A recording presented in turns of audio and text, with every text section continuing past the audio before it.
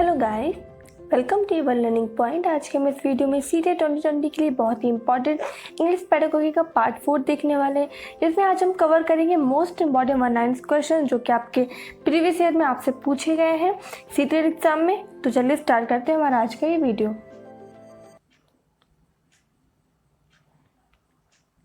आज के हमारे वीडियो को जो पहला क्वेश्चन या पहला 1 है, क्या यूनिवर्सल ग्रामर अप्लाइज टू, आपके कई सारे ऑप्शंस मिलेंगे। तो यहाँ पर सही होगा ह्यूमन लैंग्वेजेस में, यानी जो हमारी जितनी भी हमारी ह्यूमन लैंग्वेजेस है, कोई भी हो, Hindi, English, Marathi, French, Chinese, कोई भी लैंग्वेज होगी उसमें एक यूनिवर्सल ग्रामर सभी में अप्लाई होती है। और ये किसने, ये जो हमारा कॉन्सेप्ट था दिया किसने था, तो आपको पता होगा, ये नोएम चॉम्स्की ने दिया था, इसको भी याद रखना है। नेक्स्ट हमारा 1 है कि language skills which pair constitutes the reinforcement skills. अब कौन कौन सी लैंग्वेज स्किल्स होती हैं जो हमें रीइंफोर्समेंट स्किल कहलाती हैं, और ये तो आपको पता ही होगा। टोटल जो लैंग्वेज स्किल्स है टोटल 4 है। कौन कौन सी? लिसनिंग, रीडिंग, स्पीकिंग और राइटिंग, LSRW, ठीक है। जिसमें से जो हमारी स्पीकिंग और राइटिंग ये हमारी रीइंफोर्समेंट स्किल होती हैं। साथ ही स्पीकिंग और राइटिंग को जो प्रोडक्टिव स्किल्स भी बोलते हैं या एक्टिव स्किल्स भी बोलते हैं, क्योंकि इसमें एक्टिव रहता है, प्रोडक्टिव होता है। जबकि अगर पैसिव स्किल्स की बात करें तो कौन कौन सी होती हैं, तो वो हमारी लिसनिंग और रीडिंग पैसिव स्किल्स हो जाती हैं, ठीक है। तो इसको भी याद रखना है। नेक्स्ट है कि ऑप्शन जो हमारा 3rd नंबर, क्या primary teacher should introduce reading through picture books. याद रखिएगा प्राइमरी टीचर्स को अपनी रीडिंग जो है स्टार्टिंग जो करवानी चाहिए पिक्चर बुक से करवानी चाहिए अगर वो स्टार्ट कर रहा है। नेक्स्ट है कि reading skill can be develop best bye focusing on the use of word from content, ठीक है। इसको भी याद रखिएगा। अगर हमें किसी चाइल्ड की रीडिंग स्किल को डेवलप करना है, काफ़ी अच्छा इन्हेंस करना है उसको, तो हम क्या करें उसके लिए, मतलब जितने भी हमारे वर्ड्स आ रहे हैं कंटेंट से रिलेट करके अगर बच्चा फोकस करके उस वर्ड्स पर यूज़ करना सीख जाता है, यानी हम यूज़ ऑफ वर्ड, कोई भी वर्ड है अगर उसका यूज़ अलग अलग तरीक़ों से हम कर पा रहे हैं और कंटेंट से रिलेट करके चीज़ों को समझ पा रहे हैं, तो इसका मतलब हमारी रीडिंग स्किल अच्छी जा रही है। नेक्स्ट है कि when students learn a language for bright employment to get a knowledge then there जो मोटिवेशन इज, तब उसका मोटिवेशन कैसा होता है, इंट्रेंसिक होगा, इसेंट्रिक होगा, कैसा होगा, आपसे क्वेश्चन पूछा जाएगा। तो याद रखिएगा इंट्रेंसिक होता है आपका मोटिवेशन, यानी अंदर से खुद से लिए होता है या खुद के लिए होता है। अगर इसेंट्रिक की बात करें तो अगर आपसे कभी ऐसा ऑप्शन आ जाए कि अगर कोई जो स्टूडेंट है वो इसलिए कोई लैंग्वेज पढ़ रहा है या कोई किसी चीज़ को भी कुछ भी अगर पढ़ रहा है, किसी मतलब हम कुछ मटेरियल के लिए, जैसे कि कोई बाइसिकल लेना है उसको इसलिए वो पढ़ रहा है, या फिर उसको पैसे कमाने हैं इसलिए पढ़ रहा है, तो अगर ऐसा कुछ है तो इसका मतलब इसेंट्रिक है, बाहरी चीज़ों के लिए पढ़ रहा है। लेकिन अगर वो खुद अच्छे एम्प्लॉयमेंट के लिए पढ़ रहा है, अच्छे नॉलेज गेट करने के लिए पढ़ रहा है, तो इसका मतलब उसका मोटिवेशन जो है इंट्रिंसिक होगा। नेक्स्ट है CCE का फुल फॉर्म क्या होता है, आपसे क्वेश्चन पूछा जा सकता है, ये पता ही होगा। CCE का फुल फॉर्म होता है कॉन्टिन्यूस कॉम्प्रिहेंसिव इवैल्यूएशन, ठीक है। अब कॉन्टिन्यूस का मतलब क्या होता है, ऐसा भी क्वेश्चन आ जाता है। तो कॉन्टिन्यूस का मतलब होता है कि जो हमारा जो इवैल्यूएशन हम कर रहे हैं वो इवैल्यूएशन एक मंथली ना हो, वो एक ईयरली ना हो, हाफ ईयरली ना होकर हम जो टेस्ट करें बच्चों को इवैल्यूएट करें तो वो एक कॉन्टिन्यूस चले, यानी कि हम ड्यूरिंग लर्निंग भी करें और आफ्टर लर्निंग भी करें, और इसके अलावा मतलब क्या, अगर स्टार्टिंग करें तो हम बिफोर लर्निंग, ड्यूरिंग लर्निंग और आफ्टर लर्निंग, इन तीनों में अगर हम इवैल्यूएशन कर रहे हैं तो इसका मतलब ये है हमारा कॉन्टिन्यूस इवैल्यूएशन होता है। कंप्रिहेंशन का मतलब है कि वो हमारे स्कॉलस्टिक भी हो और को स्कॉलस्टिक भी हो, यानी स्कॉलस्टिक मतलब एकेडमिक चीज़ें जैसे कि पढ़ाई से रिलेटेड सारी चीज़ें, बुक्स पढ़े और उनसे रीडिंग करवाई जाए, क्वेश्चन पुटअप की जाए, ये सारी चीज़ें। और को स्कॉलस्टिक का मतलब है कि जैसे कि उसके बाहरी स्पोर्ट्स वाली चीज़ों की एक्टिविटीज़ हो गई और बाहरी सारी चीज़ों का अगर पढ़ाया जा रहा है तो इसका मतलब को स्कॉलस्टिक है, यानी दोनों का जो हमारा एक मिक्सचर है वो हो जाता है कंप्रिहेंसिव। बढ़ते अगले पॉइंट की तरफ। अगला पॉइंट है हमारा अकॉर्डिंग टू NCF 2005, याद रखिएगा NCF 2005 के अकॉर्डिंग इंग्लिश का एक ग्लोबल लैंग्वेज है, ठीक है, याद रखिएगा। जबकि अगर हम कॉन्स्टिट्यूशन के हिसाब से देखें तो इंग्लिश जो हमारी एक जो हमारी एसोसिएट ऑफिशियल लैंग्वेज है और इसे 1963 में बनाया गया था। जबकि जो हमारी ऑफिशियल लैंग्वेज है इंडिया की कॉन्स्टिट्यूशन के अकॉर्डिंग वो हमारी हिंदी, जो कि 1950 में बन गई थी, ठीक है। जबकि NCF 2005 ने इंग्लिश को ग्लोबल लैंग्वेज बोला है। 8th number total record. ऐसे टोटल रिकॉर्ड क्या होते हैं? देखिए, most effective tool to assess values and attitude of learner, या फिर बोला जाए पर्सनल रिकॉर्ड अबाउट चाइल्ड। किसी चाइल्ड का जो पर्सनल रिकॉर्ड होगा उसे बोलते हैं एनेक्डोटल रिकॉर्ड बोलते हैं, ठीक है, इसको भी याद रखिएगा। जो एनेक्डोटल रिकॉर्ड होते हैं ये बेसिकली क्या होते हैं, इसमें किसी भी चाइल्ड के हर प्रोस्पेक्टिव जितना भी उसका होगा, सारे एस्पेक्ट जितने भी होंगे, चाहे उसके अंदर जो अच्छी चीज़ें भी होंगी, उसके अंदर बुरी चीज़ें भी होगी, सब कुछ होगा चाइल्ड के बारे में। वही बोला गया सबसे एक इफेक्टिव टूल होता है, अगर किसी बच्चे के बारे में हमें जानना है तो उसके एनेक्डोटल रिकॉर्ड को चेक कर लेते हैं। नेक्स्ट है 9th number, acquisition poor environment is one which where learning materials remain out of reach from students. याद रखिएगा, एक्विजिशन पुअर एनवायरनमेंट वो होगा अगर किसी लैंग्वेज के एक्विजिशन के लिए सबसे पुअर एनवायरनमेंट उसे बोलेंगे अगर वहाँ पर लर्निंग मटेरियल्स ना बचे हों, तो वो हमारा मतलब बच्चों से दूर हो, वो लर्निंग मटेरियल के पास नहीं है, तो इसका मतलब है वो हमारा पुअर एनवायरनमेंट है एक्विजिशन के लिए। नेक्स्ट है, a notice should be written in. कोई भी नोटिस हम देनी होती, जैसे कि अगर मुझे कोई नोटिस देनी होती, आपको इन्फॉर्म करना होता है कि आज आपकी क्लास इस बजे होगी, तो मैं उस नोटिस को क्या करती हूँ, डायरेक्ट लैंग्वेज में लिखती हूँ। ऐसा नहीं कि किसी बहुत सारी स्पेशल लाइन्स उसमें जोड़ दूँ, कुछ कोट्स वगैरह बना दूँ, या बहुत ही अच्छा सा कुछ जैसे बोलते हैं रस अलंकार वगैरह जो होते हैं उन सब का यूज़ करके करूँ, तो वो चीज़ नहीं। अगर हमें किसी को नोटिस देना है, किसी को नोटिफिकेशन वगैरह जैसे कि आते हैं, आपके फेसबुक में आते हैं, व्हाट्सएप में आते हैं, तो वो सारी चीज़ क्या डायरेक्ट लैंग्वेज में लिखी जाती है, तो याद रखिएगा। नेक्स्ट है, a rhetorical question is asked to get a feedback about what are the things about your speech और writing। देखिए कि हम बच्चों से क्या होता है, रिटोरिकल क्वेश्चन पूछते हैं। क्यों पूछते हैं? जैसे कि रिटोरिकल क्वेश्चन का मतलब होता है कि ऐसा क्वेश्चन जैसे कि हमने किसी चीज़ के बारे में आप बच्चों को पढ़ा दिया, अब हम क्या करें, कुछ दिन बाद उनसे उससे रिलेटेड कुछ क्वेश्चन पूछेंगे, तो जब वो क्वेश्चन मतलब कि बच्चे उस चीज़ को याद करके आपसे आंसर दे, जो कि आपको उस समय नहीं पढ़ाया गया लेकिन कुछ दिनों पहले पढ़ाया गया था, तो उससे क्या होता है, उस चीज़ों का फीडबैक मिल जाता है कि बच्चे ने ये जो भी उसको स्पीच दी या राइटिंग दी या जो कराई थी, क्या उसके बारे में उनको याद है या नहीं है।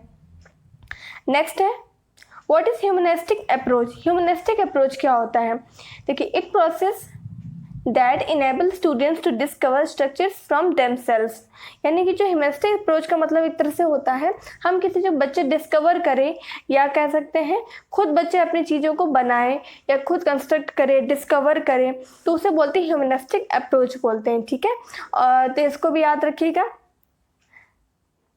नेक्स्ट है 13 नंबर, कि Noam Chomsky's reference to deep structures means. Noam Chomsky ने डीप स्ट्रक्चर्स बताया है, या तो इसका मतलब क्या है, universal grammar underlying all languages and corresponding to an innate capacity of the human brain. तो मतलब कि जो नोम चॉम्स्की थे उन्होंने क्या बोला कि हर ह्यूमन बीइंग के अंदर एक इनेट कैपेसिटी होती है, किस चीज़ के लिए, किसी भी लैंग्वेज को एक्वायर करने के लिए, और हर लैंग्वेज का एक अपना यूनिवर्सल ग्रामर भी होती है। तो ये जो यूनिवर्सल ग्रामर होती है वो ह्यूमन में सीखता नहीं, अपने आप वो एक्वायर कर लेता है अपने एनवायरनमेंट से। तो ये सारी चीज़ें हो गई 13 नंबर में। ये आपके जितने भी सीटेड पे आए हुए पॉइंट्स हैं तो आप याद रखिएगा। नेक्स्ट है कि what is a language acquisition. Language acquisition का मतलब क्या है? Refers to the process of learning a native or a second language because of the innate capacity of human brain. ठीक है, ये तो अभी मैंने आपको समझाया लैंग्वेज एक्विजिशन का मतलब क्या होता है। किसी लैंग्वेज लर्निंग और लैंग्वेज एक्विजिशन में बहुत ज़्यादा डिफरेंस है। लैंग्वेज लर्निंग जो एक तरह से जो होता है सेकेंड लैंग्वेज होती है, जैसे लैंग्वेज एक्विजिशन आप घर पे जो आपसे माँ बाप आपसे बोल रहे हैं वो हमारे लैंग्वेज एक्विजिशन है। उससे बच्चे नहीं बोलते कि आपको क्या बोलना है या की बोलना है, वो अपने आप धीरे धीरे समय के साथ साथ सीख जाते हैं। और यह भी याद रखिएगा, अगर हम किसी लैंग्वेज को एक्वायर कर रहे हैं तो उसके लिए दो चीज़ होती है, एक तो इमिटेशन काफ़ी ज़्यादा इंपॉर्टेंट रखता है, यानी कि बार बार हम कॉपी कर रहे हैं। दूसरा प्रैक्टिस, जैसे बच्चों को जब पढ़ाते हैं तो जब बच्चे छोटे होते हैं 2 साल के हैं, अगर वो अभी अपनी लैंग्वेज सीख रहे हैं, अभी वो एक्वायर ही कर रहे हैं लैंग्वेज, वैसा कुछ ऑफिशियल उनको लिखा नहीं रहे हैं, तो उसमें क्या होता है बच्चों से बार बार बोलते हैं कि इस चीज़ के बार बार बोलो, बार बार पापा बोलने को बोलते हैं, बार बार मम्मी बोलने को बोलते हैं। तो इस तरह प्रैक्टिस में जरूर सभी इमिटेशन, बच्चे जो दूसरों से कॉपी कर लेते हैं। कई बार क्या होता है ऐसे वर्ड जो हमको सिखाते नहीं है, लेकिन अगर उनके माँ बाप बोले तो बच्चे अपने आप से वो सीख जाते हैं, उनको देखते देखते बोलने लगते हैं। तो ये इस तरह से लैंग्वेज एक्विजिशन आपको समझ में आ गया। नेक्स्ट, कंस्ट्रक्टिविस्ट अप्रोच का मतलब क्या है? इसका मतलब कि learners are encourage to discover the rules of grammar from the examples. ये भी आप समझ के कंस्ट्रक्टिव अप्रोच जो होती है इसका मतलब है कि बच्चे जो खुद से कोई जैसे एग्जाम्पल्स वगैरह दे दी जाए, और जैसे कई सारे अप्रोचेस होती हैं किसी चीज़ को पढ़ाने के लिए। तो क्या हमने बहुत सारे एग्जाम्पल्स लिए, जब बहुत सारे एक ही तरह के पैटर्न हम आ रहा है तो हमने समझ लिया जैसे कि he is my friend, she is my sister, he is my dog. तो उसमें बच्चों से क्या उनको एक तरह से पैटर्न समझ में आ गया, ही आएगा फिर उसके बाद इज आता है, फिर ये होता है, फिर ये होता है। तो कई सारे जब एग्जाम्पल उनके सामने आते हैं तो बच्चे जो अपने आप से ग्रामर के रूल्स डिस्कवर कर लेते हैं। जैसे कि इंग्लिश मीडियम में होता है कि उसमें उनको इंग्लिश सिखाई नहीं जाती, लेकिन बार बार प्रैक्टिस से बार बार बोलने से क्या होता है अपने आप उनके अंदर ग्रामर डेवलप हो जाती है। तो इस तरह से अगर बच्चे खुद रूल्स डिस्कवर कर रहे हैं तो इसका मतलब है कंस्ट्रक्टिव अप्रोच से हमारी इंग्लिश में, English pedagogy second language learning में बहुत ही इंपॉर्टेंस दी जाती है कंस्ट्रक्टिविस्ट अप्रोच को। साथ ही डिस्कवर कर रहे हैं तो भी, और ह्यूमनिस्टिक अप्रोच को भी हम काफ़ी ज़्यादा इनकरेज करते हैं। नेक्स्ट है 16 कि language skills are best learned if they are taught in an integrated manner और अ कंबाइंड मैनर। देखिए जितनी भी लैंग्वेज स्किल्स होती हैं, जो कि अभी बताएं कि 4 लैंग्वेज स्किल्स होती हैं, इन 4 स्किल्स अगर हमें बेस्ट लर्न कराना है बच्चों को तो सबसे अच्छा तरीका होता है हम उसको सभी लैंग्वेज स्किल्स को इंटीग्रेट मैनर में पढ़ाएं। यानी कि एक सीक्वेंस में ना पढ़ा कर कि जैसे कि हम पहले लिसनिंग पढ़ाएं, स्पीकर, हम अगर उनको क्या करें एक इंटीग्रेटेड मतलब एक ही टाइम पे सारी चीज़ों का प्रयोग करें, सारी चीज़ों का यूज़ करके पढ़ाई, एक कंबाइंड मैनर में अगर पढ़ा रहे हैं तो वो ज़्यादा अच्छे से पढ़ाई होती है। नेक्स्ट है what are the retrieval skills. Retrieval skills क्या होती हैं? ये रिट्रीवल स्किल्स का मतलब है स्मरण करने वाली, जैसे कि डायग्रामिंग एंड समराइजिंग जो हमारी ये भी एक स्किल्स है, तो ये हमारे स्मरण करने वाली होती है। जैसे कि आपको मैंने एक 4 पेज दे दिए, आपको बोला कि इन 4 पेजों को आपको याद करना है, आपने 4 पेज को 1-2 बार पढ़ा, इसके बाद क्या किया आपने एक पेज उठाया, उसमें डायग्राम कुछ बनाने, कुछ बॉक्सेस बनाए, रेक्टेंगल्स बना लिए, उसमें चीज़ों को छोटे छोटे फैक्चुअल फॉर्म में लिख लिया, या मतलब बहुत बड़े नोट्स को छोटे छोटे की पॉइंट्स में लिख लिया। तो आपने क्या किया उस तरह से एक डायग्राम बनाया, समराई एक समरी टाइप की बना ली, और वो जो 4 पेज वाला था वो आपके 1 पेज में ही आ गया। तो इस तरह से उन्होंने क्या किया, तो इससे क्या होता है स्मरण हम काफ़ी लंबे समय तक याद रख लेते हैं अगर हम कुछ स्ट्रक्चर्स बना के चीज़ों को पढ़ते हैं। और जो मैं डायग्राम या समराइजिंग की बात करें तो इसमें केस में हम बेसिकली समराइजिंग की बात करें तो फ्लो चार्ट्स और वेब डायग्राम वगैरह जो इनका यूज़ करते हैं इस टाइप की चीज़ों के लिए। नेक्स्ट है व्हाट आर द री इन्फोर्समेंट स्किल्स। यह भी आपको बताया था स्पीकिंग एंड राइटिंग होती है, और साथ में अगर देखें तो स्पीकिंग और राइटिंग को प्रोडक्टिव एक्टिव स्किल्स भी बोलते हैं। ठीक है, अब बात करते हैं नेक्स्ट क्वेश्चन की। नेक्स्ट है कि reading for the comprehension can be best achieve through. अगर हम कंप्रहेंशन के लिए रीडिंग करवा रहे हैं, मतलब रीडिंग और रीडिंग में अंतर होता है। कंप्रहेंसिव अगर रीडिंग करा रहे हैं तो उसका मतलब वर्ड टू वर्ड बच्चों को समझ में आ रहा है, उसको अंडरस्टैंड करके पढ़ रहा है और फिर कंटेंट से रिलेट कर पा रहा है, तो वो हमारी जो कि बेस्ट होती है। और एक रीडिंग का मतलब है कि उन्होंने एक रीडिंग लगा दी लेकिन बच्चों को कुछ समझ में नहीं आया।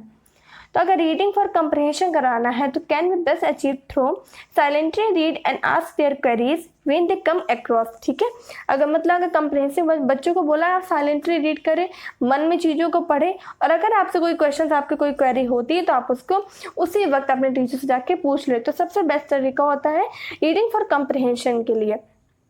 और साथ ही मैं आपको बता दूं कि जो इसके पहले के 3 पार्ट्स हो चुके हैं जो कि बहुत ज़्यादा इंपॉर्टेंस है। ये एक तरह से अभी जो वाला ये आज का जो पार्ट था ये प्रैक्टिस के तौर पर इन तीनों जो हमारे वीडियोस का एक तरह से जो मैंने की पॉइंट उसमें काफ़ी आपको क्लियर कर दिए थे। तो उससे अगर आप अब 3 करने के बाद अगर आप ये देख रहे हैं तो आपको ज़्यादा अच्छी चीज़ें समझ में आ रही होंगी, क्योंकि सारी जो लैंग्वेज स्किल्स हो गई, सारे जो मैथड्स हो गए, और क्या लैंग्वेज टीचिंग के रूल्स होते हैं कि और क्या क्या की पॉइंट्स होते हैं, साथ ही सीटेड के जो फेवरेट वर्ड्स होते हैं ये भी मैंने आपको लास्ट वाले वीडियो में कराया था। तो इस तरह के मैंने आपको बोला था कि 5 वीडियोस में आपकी इंग्लिश पैडागोजी कंप्लीट करा दूंगी। तो इसका ये 4th पार्ट है, बस एक लास्ट वीडियो और आएगा, तो इस तरह से आपकी इंग्लिश पैडागोजी जो है पूरी तरह से कंप्लीट हो जाएगी। और इसके बाद फिर हम बस इंग्लिश का मॉक टेस्ट ही करेंगे, जिससे आपको प्रीवियस ईयर क्वेश्चन जो होंगे, साथ ही जो प्रैक्टिस एक तरह से आपकी बनी रहेगी, और आपने जो अपने 5 वीडियोज़ में पढ़ा है उसकी जो आप पता चलेगा कि आपके एग्जाम में ऐसा पूछा गया कि नहीं कि मैंने आपको ऐसे पढ़ा दिया है। ठीक है, बढ़ते अगले क्वेश्चन तरफ। अगला क्वेश्चन कि अकॉर्डिंग टू कॉन्स्टिट्यूशन इंग्लिश से एसोसिएट लैंग्वेज, ये भी आपको बताया था 1963 में से बनाया गया था, जबकि हिंदी हमारी ऑफिशियल लैंग्वेज है। तो इससे हमारे जो आज के जो वन लाइनर्स थे, इंपॉर्टेंट वन लाइनर्स कंप्लीट होते हैं। मिलते हैं नेक्स्ट वीडियो में। अगर चैनल पर नए हैं तो चैनल को सब्सक्राइब जरूर कर दीजिएगा, दोस्तों से शेयर जरूर कर दीजिए। जो भी इंग्लिश पढ़ रहे हैं अपने फेसबुक में, व्हाट्सएप में, कहीं भी आप इसको शेयर कर सकते हैं। और वीडियो अगर पसंद आए तो वीडियो को लाइक करके जरूर जाइएगा। Thank you so much.